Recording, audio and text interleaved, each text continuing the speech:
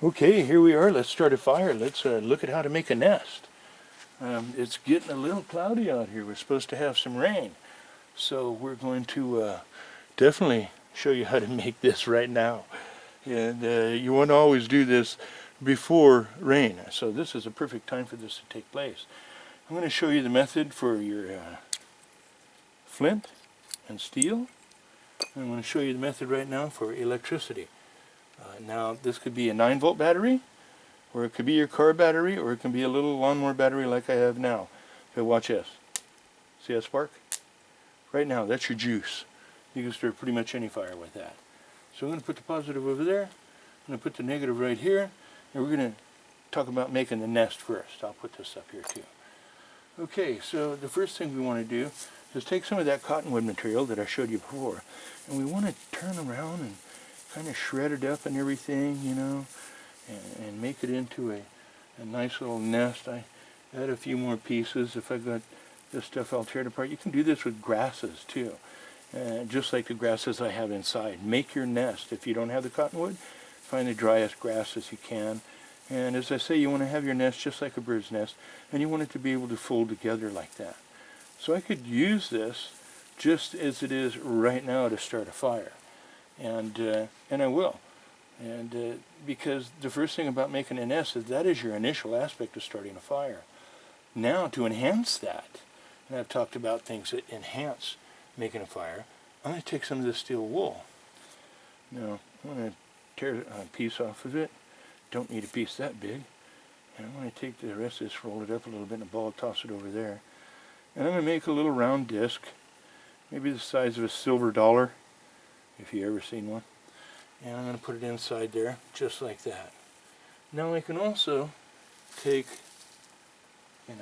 these pine needles right here, and I can turn them and wrap them, kind of stretch them out, and wrap them around this also.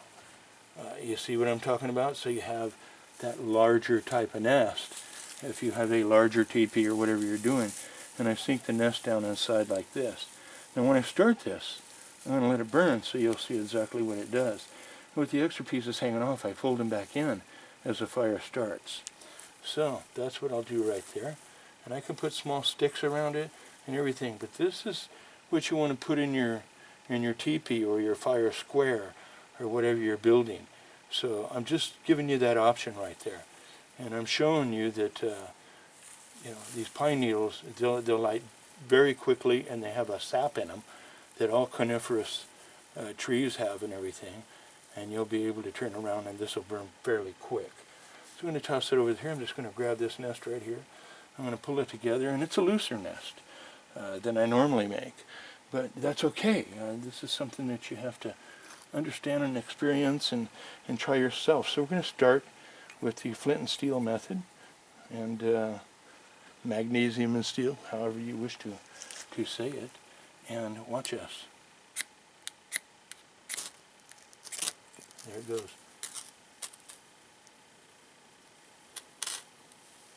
That fast.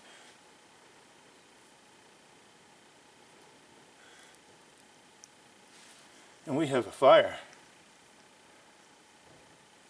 You set that right inside your teepee, right there, right now, and it will light that teepee up, the one I showed you just before.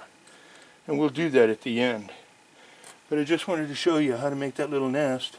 And that's hot. And those little things hanging off it, they're going to burn for a while. So I'll take the stick here and move it around. See, on this side, and flip it over. But when it's inside the teepee the way you have it made, it's going to burn, everything's going to catch on fire immediately. So, there you go. See how fast that happened. And so I'll turn around and let this burn a little bit here. And just, I'm going through it so you can see what it is, all those little fibers, every single one of them little fibers is catching. Now I don't even have a pit around this or nothing, but I tell you what, that's a good warm fire right there, and that'll start any fire, because that's all you need this for, is to start your main fire. Okay, so with that said, I will move this over. Make sure there's no, I've wet the area down, by the way, around me, because I do that every time I give a demonstration. It's just what I do. Safety. Okay, now we use this method, and we'll just turn around and I'll put that right over here and everything, and I'm going to make another nest. This last nest right here. And I've got plenty of this stuff because it doesn't take much. So I'll take about that much right there, and I'll pull it apart and shred it and do the things I need to do. I know a lot of people like to have this already done, but how people going to learn unless you teach them, you know, by showing them what to do. And I'm going to put that right there. I will need a little more, definitely. And stretch it out. See, I'm just trying to make kind of a line, I guess you could say. And then I'll, nice good long one there. And then I'll make the nest around, folded right inside each other, tuck the bottoms in. You know, everything I can do to get it on the inside there. And I will take some more of the steel wool, and this is the key. I could use straight off of this and arc it together, but I like to use the steel wool simply because it will turn around and keep going.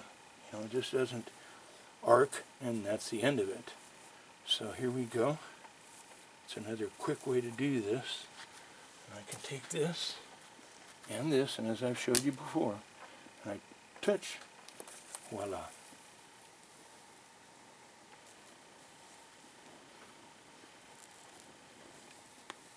There we go.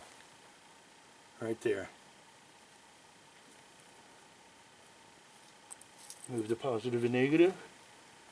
Very important you keep them apart. You've learned how to use the steel and the flint, or steel and magnesium. And have you learned the electrical method? And both of them are just as good. You see how fast that fire starts every single time. Now I have a special section on cold weather fire starting later on, but this is just basically to show you what you can do, how fast you can do it.